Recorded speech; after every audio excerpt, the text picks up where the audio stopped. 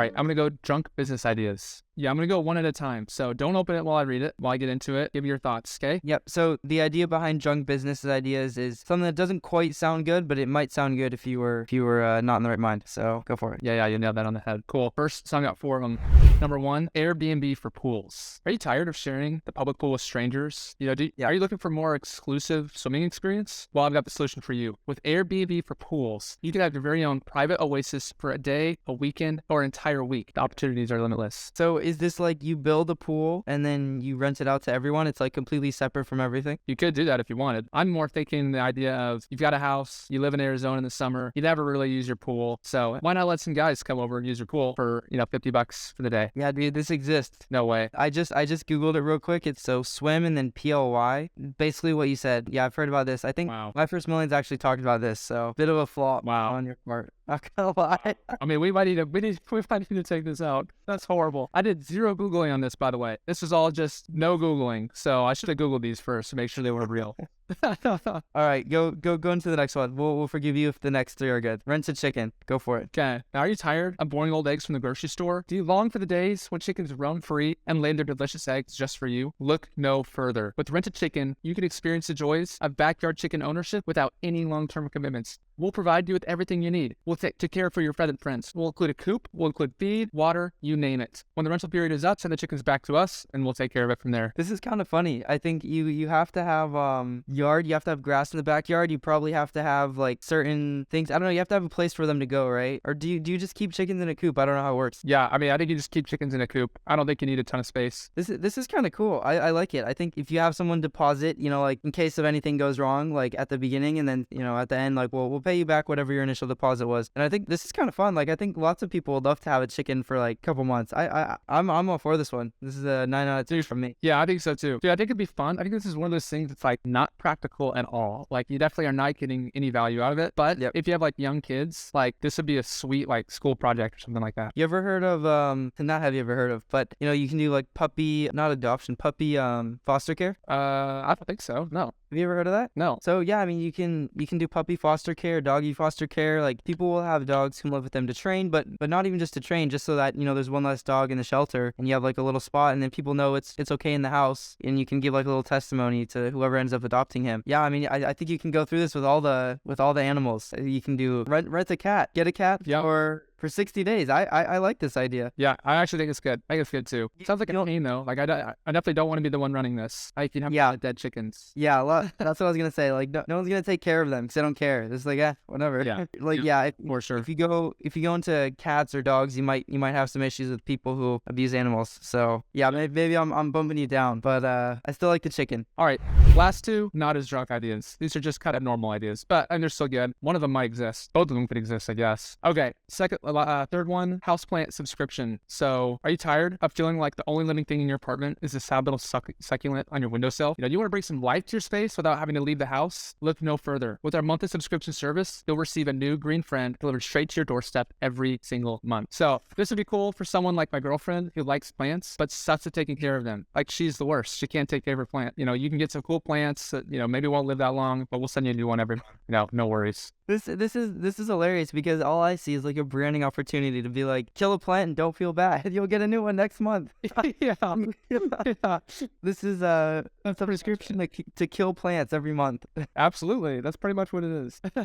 Yeah, this definitely exists. I've seen a succulents one, and I think there's a couple other ones too. It's kind of tough when you get into bigger plants because they're hard to transport. There's an issue there. But dude, so we bought some plants for our apartment. One was like this little cactus. It was like red on top. It almost looks like a flower, but it's not a flower. It's like the top of the cactus is red and then green on. Okay, right. And we bought it from IKEA like right when we moved here, and we didn't plant it, so it was sitting in like the little like cup that it comes in, soil coming out the bottom. It was like that for like 4 months, and it would fall off the table. It would like come out, like soil would go everywhere, and somehow it survived for 4 months, like without us planting it, with us like when we knocked it off the table, it was sitting on the floor for like 3 days at one point. And it survived. And so like 3 weeks ago we finally planted it, and then like a week after we planted it, it died. It just died.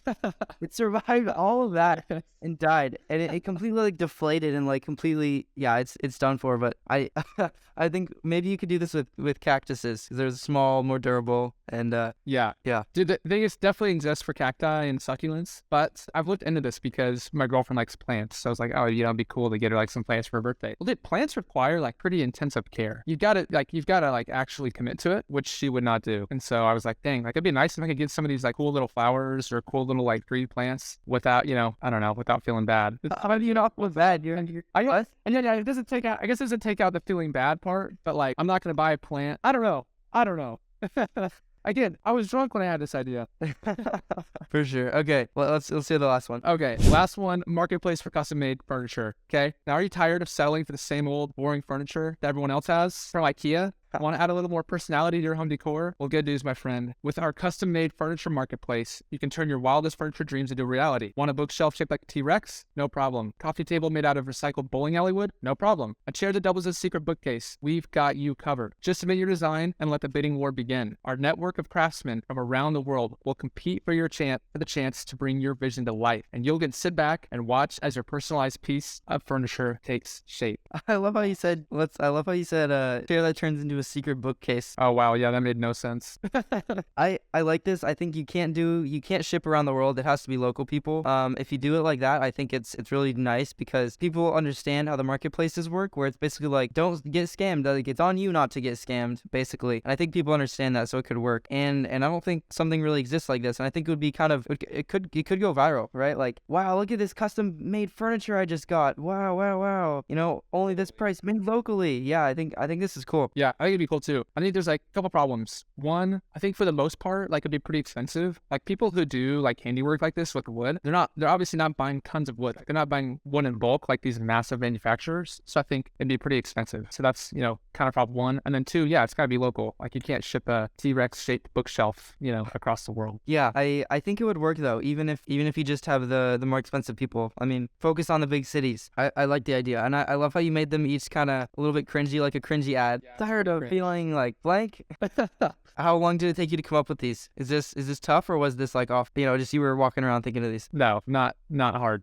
Yeah. Do you practice like writing down ideas? I've heard about people say like write down 10 ideas every day. Like it's a muscle. By the way, I feel like everything's a muscle nowadays. Like shirt fading away, it's a muscle. You just need to wear it more. I don't know, something. Yeah. Yes, I definitely did.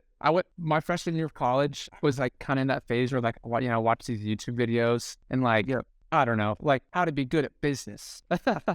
And we'll watch these. It's like, write down 10 ideas a day, and one of them will hit after 5 years of writing down ideas. Yeah, 5 years. Like, I was just like, yes. I went to Target and I bought a journal just for writing down ideas, and I think I did it for a week, and I was like, this is. Yeah, I definitely keep track of ideas. Like, I'll throw them in my Notion or whatever, but like, I don't make an effort to sit there and think about ideas on a daily or weekly basis. I do agree that it kind of is like a muscle. Like the more I do it, the easier it seems to get to just come up with ideas. Like at this point, I feel like if I sit down for 5 minutes, I can come up with a handful of ideas just about random things. It might not be great, but I definitely can. Cool. I want to talk to you about thumbnails. You want to hear about thumbnails? Yeah, let's hear it. Okay, the one that says killer thumbnails. Click on that one. So here's a handful of examples of what makes a really good thumbnail, and I just wanted to run through them really quick because I think it's interesting. Maybe saying them out loud will help me design them better. So yeah, I've been making a handful of thumbnails. It's a lot more difficult than it seems. It seems like it's really easy once I like explain to you, but it's quite difficult. And I'll post this link and I'll make it public so that people can see it. But first one is emotions. I feel like this is the classic like shocked face, like that you see on YouTube everywhere. Just it's gotten a little bit cringy now and out of style, but like if you're Mr. Beast, you can get away with it, and some people. The other thing is it doesn't have to be a face showing emotion. It can be like the second one you see is a guy like buried in dirt, and yeah, he's showing emotion, but the focus is that he's buried, right? And that makes you feel an emotion of kind of like fear, right? You want to induce some sort of emotion in people. That's the first one. Second one, reactions or an opinion. Like what Mr. Beast thinks about pink leggings. I don't know, something like that. Like people are like, oh, his thoughts or his opinion, or like in this case, Marquez Brownlee reacting to the unveiling of the new Ford F-150. Number 3, huge numbers. So just put like the example here is 100 million Orbeez in my friend's backyard, and then you're like, what? Like, did he really do that? Like, I need to click and find it out. By the way, the key with all of these is to create curiosity. You have to open up this like gap in their mind and like, I need to fill this gap. I need to click on this video and find the answer. So that's the key that kind of ties all of these together. Do you have any thoughts, questions, comments so far? Yeah, no, this is cool. I like, obviously I watch YouTube and I see all these, but I never thought much of the thumbnails. Like I never thought of it. Yeah, getting people to click on your video. So yeah, this is interesting. I like it. Yeah, thumbnails are huge. Like I consumed way too much YouTube content the past couple days. I watched a lot about thumbnails, a little bit about YouTube titles, and then I also watched a lot about Mr. Beast, which we can talk about after this. But Mr. Beast is super interesting. Like the quality of people that we listen to on the Founders podcast, like Mr. Beast fits in with them. He's like a future one. So we can talk about him in a second. But he's super good at, obviously a lot of these are gonna be Mr. Beast thumbnails. Okay, number 4, question and answer. So you write a question in the title and answer it in the thumbnail, and it kind of ties it together nicely. And it has to be like an answer that you wouldn't expect. So the example here is school slowly destroying your brain? You'd be like, but he's like, yes it is, and you're like, what? How is it doing this? Like, I need to know the answer. That's good. I like that one. That's hilarious. Number 5, weird. What's that? Is sugar healthy for you? Yes. Yeah, that'd be a good one. Yeah. It gets, by the way, it gets more difficult when you do this for a podcast rather than just like a YouTube video you make specifically for YouTube. Like I was looking through even my first million episodes, none of them are like super huge. Like the biggest one is the Peter Levels one, and it was just like how he makes 10 million a year as a digital nomad, something like that. It was a picture of his face on the thumbnail. That's on the YouTube channel? Yep. And then in the case of like Lex Friedman or Joe Rogan, it's usually just literally like a picture of the person or the picture of the guest. And that's it. Like for podcasts, it's much more difficult. Maybe that's something that, a gap that needs to be filled, because there's people whose their job is to make thumbnails, because it's a difficult job. It takes time, takes design work and all these things to get it exactly right. And so maybe a gap. Here's an idea if anyone wants to go out and do it. YouTube thumbnails specifically for podcasts, because I don't think there's a great solution for it right now. Number 5, weird objects, things, events. I don't know. For example, I have a topic. We can talk about this later today or maybe next week. The Balloonfest Chicago, or I'm not Chicago, of Cleveland of '86. Basically, the idea is, Guinness World Record for the amount of balloons released into the air. So something like that, right? Like that's gonna attract attention. Next one, use quotes or questions from the video. Write like words. Words is you want to use words sometimes, but specifically a quote from the video, and you want to find out more about it. So this one that says, "You're not a psychologist." Apparently, it got a ton of views, but it's it makes you wonder, like, what? He's not a psychologist? Is this a guy who is talking to someone who thinks is a psychologist? It looks like he's like tied up maybe, opens a curiosity loop. Next one, use famous people. So for example, if I talk about Mr. Beast, I'm just going to put Mr. Beast's face, on the thumbnail. Easily recognizable branding. So this is kind of a slightly different strategy, but once you build a brand, you want someone who's previously watched you to recognize that it's you, and because they liked your last video, to do it again. So Colin and Samir, by the way, do you know who that is? Okay, so they're super interesting. I really like them. They're basically they're like for the creators. So they talk about everything for the creator. How do you spend money? How should you start to make money? How do you start to do this? Blah, blah, blah. And so they interview a bunch of really good creators, and they have this like yellow branding. Yes Theory has their little blue circle, or there's some other ones. This next one's okay, just like a header. So like words across the top. Comparison side by side. I think this one's pretty cool. You have like the before and after, basically comparison of something that's $1 versus $1 million. High contrast. So you can see like this orange, red jumpsuit, clothing in the front, and then like a plain white or black background in the back. And then arrows, using arrows and words, so like a circle, like pointing, because that's going to catch your attention and direct you. And then hiding or like blurring things out so you can see like, it makes you wonder. 2 other things to note is the key is to give them some sort of insight into what the thumbnail is within the first like 3 seconds is what Mr. Beast does, but within the first 5 seconds. And then also it can't be clickbaity, or no one's gonna, people are gonna hate on you for it. So yeah, dude, this is awesome. Dude, one thing though, I feel like it can be clickbaity. Like I think almost all of these are clickbaity. Like 99% of these, and even when I go through YouTube, like there's tons of clickbaity things I come across, even though I seriously, when I go through, I consciously am like, this is stupid, but like I don't need to click on this. Like I know there's gonna be nothing interesting. I still feel the urge to click on it every single time. Okay, fair enough. There's a difference between clickbait that is a lie and good clickbait. So all of these are examples of good clickbait, where they like all of this stuff that they say is real. It actually happens in the video. What typical clickbait is where they say, biggest house in the world, and it's not really the biggest house in the world, or something like that. Okay, I see. I totally agree. Yep. Yeah. I really had a realization. Like I went to recreate kind of one of our past thumbnails, and it was much more difficult than I had expected. And by the way, apparently I learned that a lot of people will, if their video doesn't catch on like they expected it to, they will change the thumbnail, because a lot of times it's because of the thumbnail. Or for example, if you post a video and it says like, I don't know, best side hustles in 2022, some people go back the next year in 2023 and change it to best side hustles in 2023. So no way. Yeah, kind of interesting. Little hack. The test would be create a bunch of separate channels with like very similar names, and then post the same exact video with the same thumbnail. Like I wonder, yeah, that'd be a fun test to do. Yeah, one thing that people are hating on YouTube for not doing is like split testing. So split testing is super common in e-commerce or all websites. Basically, it means like 50% of the people see this version, 50% see that version, and you can't do that on YouTube. Everyone just sees the same thumbnail. If you want to switch it out, then everyone who watches it after that is going to see that next thumbnail. So yeah, I think that's totally a feature that YouTube should have. Yeah, totally. You got anything else on this topic? Yeah, so I also have this little document. So, I mean, maybe just to kind of summarize a couple of things here. So it's this, Google document. This one won't be public, but the other one is. So there must be a clear reason to watch, has to convey emotion. You want to direct people the way that they read, so left to right, if it's in English. Use a familiar face or object. And again, the main goal is to create curiosity. You need to add mystery or something like that. And then kind of quick step-by-step is choose one key idea in the video, by the way. Thumbnail can only have one key idea. You have to be able to sum it up, whatever's happening in the thumbnail, in one sentence. If you can't do that, it's not a good thumbnail. Multiple people had said that. One idea, something to do with the title, etc. And then, I'll leave it at that. Yeah, dude, I love it. This is awesome. You went down the rabbit hole, hey? I did.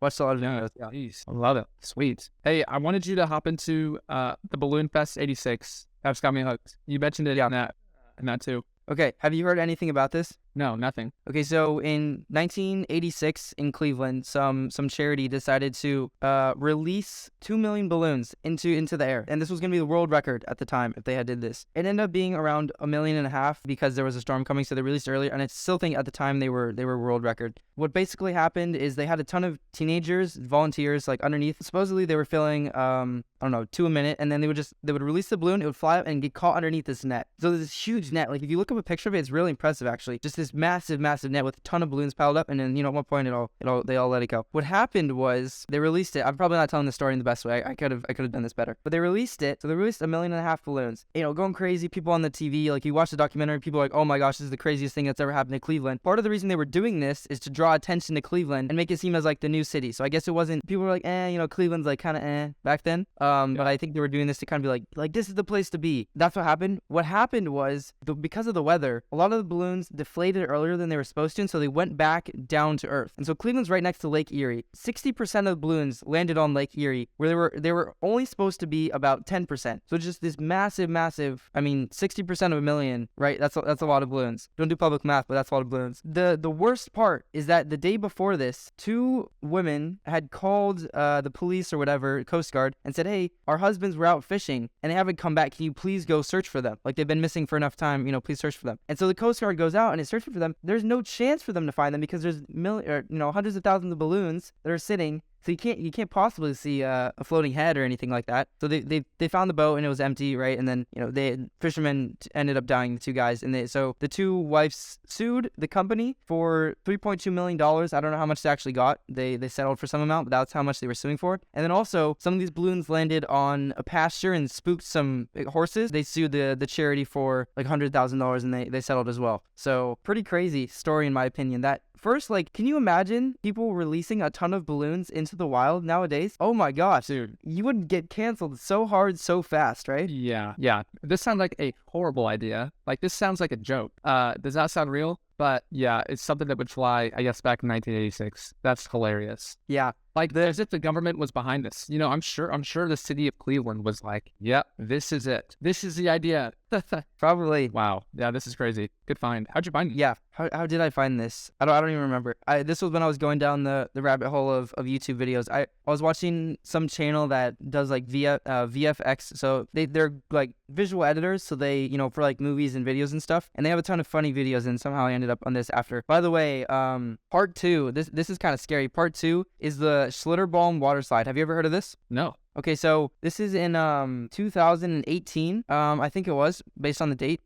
So people wanted to build the tallest water slide in all of the world, basically. So they do it in Kansas due to lax regulations, okay? And basically the short version is on the 3rd day of this park being open, the slide kind of goes down and then it comes back up so that, it decreases the speed, right? And so it goes down, up, and then back down again. And so they have a little cage on top, so no one flies out, right? So some kid was going down it. There's like 4 people in one tube. So some kid was on it, and they were going down, and then as they went back up, apparently it was too light, and it went up and hit the top of the thing, and the kid got decapitated. So Are you kidding me? yeah, dude, and I was like surprised by this. I looked it up afterwards, and I'm pretty sure it was 2018 that this happened, which is just crazy. What was even crazier, and I actually think, I think this is 2016. Okay, 2016 is when this happened. So what happened is they shut down the park for 3 days. I'm sorry, they didn't shut down the park. All the other water slides were still going. They shut down just this slide for 3 days and was back open after that. That is so poor. And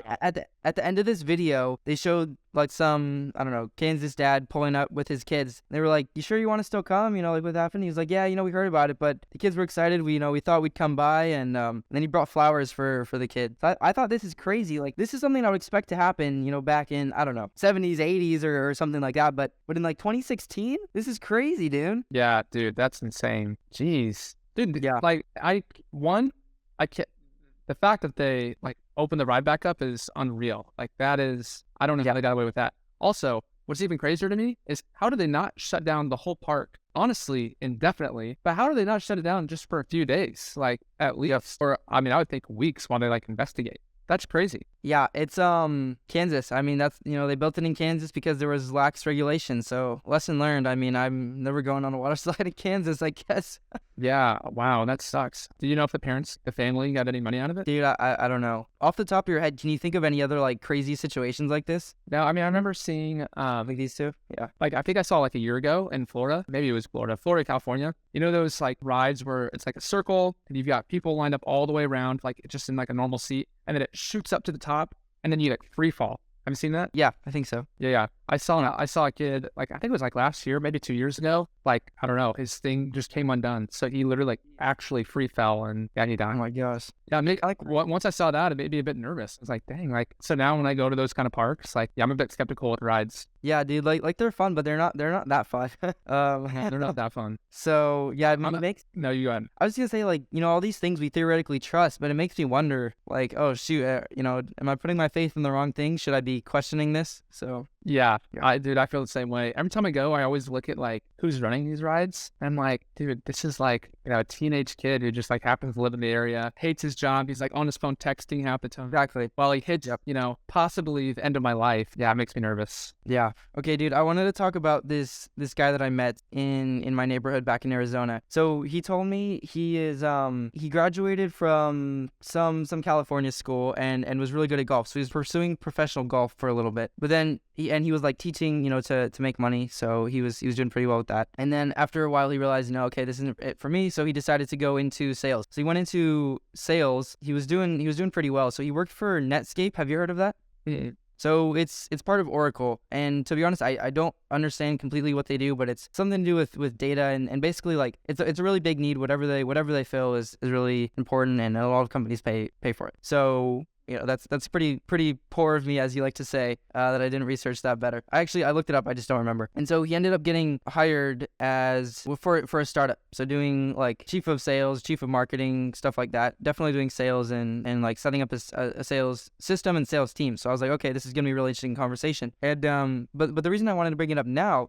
dude, this guy said he's making like multiple hundreds of thousands of dollars a year from being like a chief sales officer or something like that for a startup too. And he's remote. He gets to work at home. And I was just impressed. Like he's very sharp guy, but he doesn't have like, he even said to me, like maybe I feel like I'm a little bit underqualified for the job. So I thought that was just mind blowing that he, the amount that he was making for what he was doing. That's super cool. How old is he? Early 30s, mid 30s. Dang, wow. Yeah, that's super cool. Dang. And it sounds like he didn't have some kind of experience before either, right? I mean, yeah, he was working for the one company, but aside from that, no, it didn't seem like he wasn't like, super experienced. He definitely had like the kind of hustler mentality, seemed like. So I really appreciated that. And then one other thing that he told me that I thought was really interesting is he had kids, and he was like, I expected them to take up time. But one thing that I found really interesting is he said that, kids, they take up your time, but also they take up your mental space. So it's much more difficult to learn things just because they take up a certain part of your brain, and there's just not enough energy or not enough space, right, to like learn a new skill or something like that.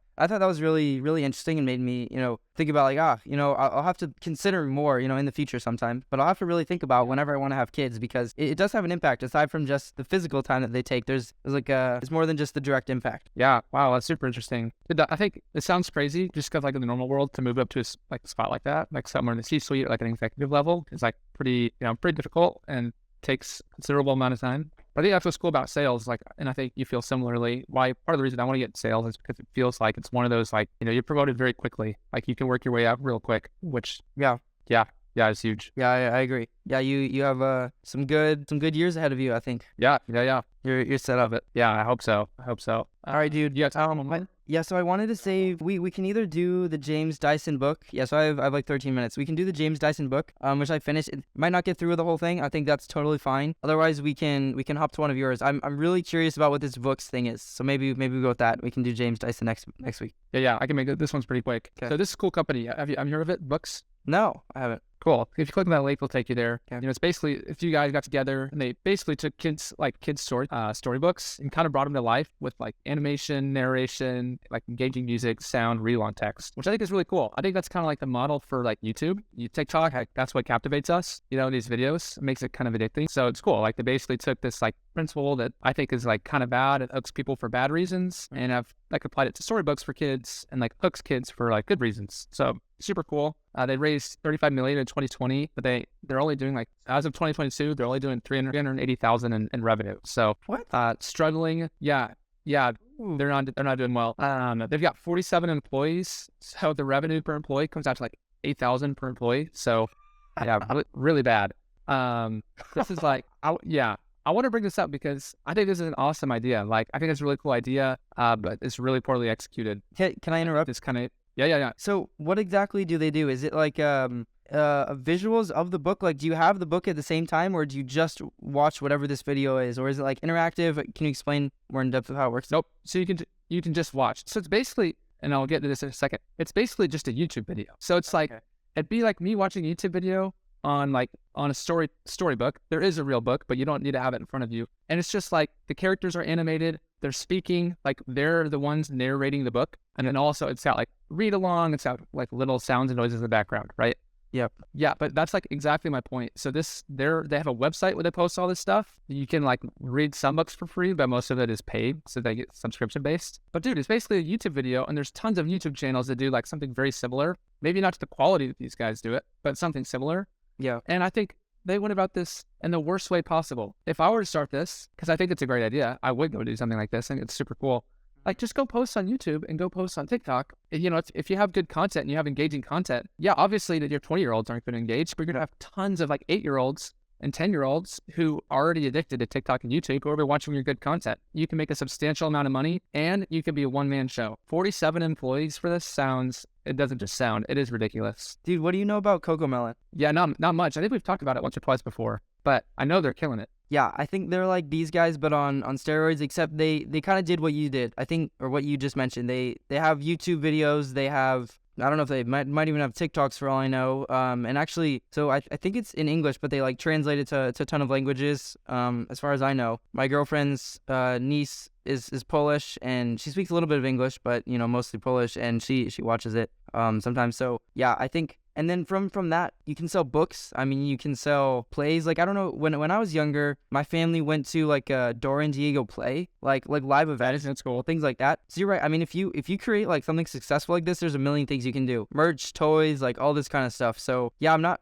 it's kind of confusing. So they only do it with their own books, or they do it for other books? No, they do it for other books. Oh yeah, that's pretty weird. I don't know. It sounds like a good idea in theory, but poor execution. Yeah, really poor execution. I think it kind of goes to show, we've talked about this plenty of times, and this is like a pretty common recurring theme in founders podcasts, but it's the founder that matters. Like, idea doesn't really matter that much. Like, you can have a really poor idea or a mediocre idea and a great founder, and like you can have an amazing business. But if you have the best idea ever and like a meh founder or a poor founder, like you're going to get nowhere. Anyway, I think this is. Yeah, I hear you. I think it'll be interesting, if we, in the future, we talk about more companies it's fun to talk about companies that are doing well, but it's kind of interesting to look at companies that aren't doing as well sometimes, I think. Yeah, I think so too. And I think a lot of times, like founders of companies, like I think we kind of have this dream. Like I definitely grew up with the dream of, being this like founder, and like there's this typical lifestyle that they live, and it's like, they've got a hard few years, but then they all come through and just kill it. And it's like, yeah, it's not really true.